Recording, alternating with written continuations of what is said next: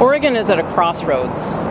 When I first announced my run for Secretary of State, the problems Oregon was facing then pale in comparison to what we're facing now. Whether it's COVID or smoke in the air or thousands of Oregonians displaced by wildfires out of control all over our state, or unrest in our streets.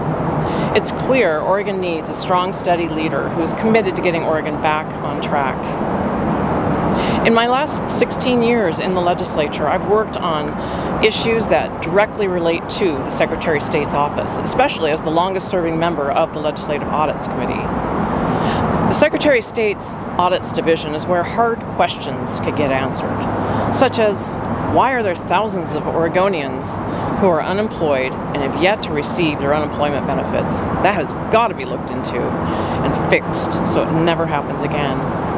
And what could we do to better serve and better manage Oregon's forests?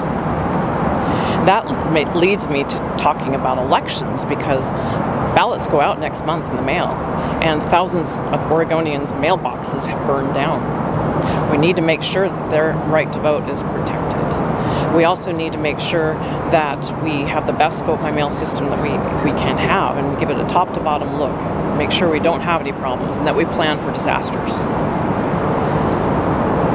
Also, I want to commit to not putting my thumb on the scale when it comes to applying election law and bringing back Oregon's people-driven initiative and referendum process, as well as instituting an independent commission for redistricting so we put people before politicians.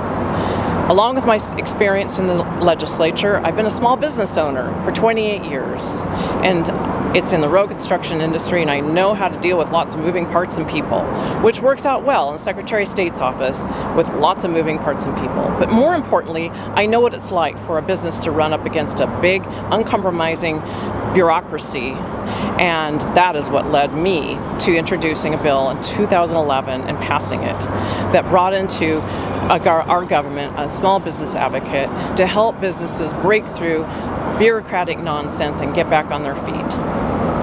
Oregon needs that leader who is committed to the job and willing to focus on getting Oregon back on track. I'm the right person with the right skills at the right time. I hope to earn your vote in November.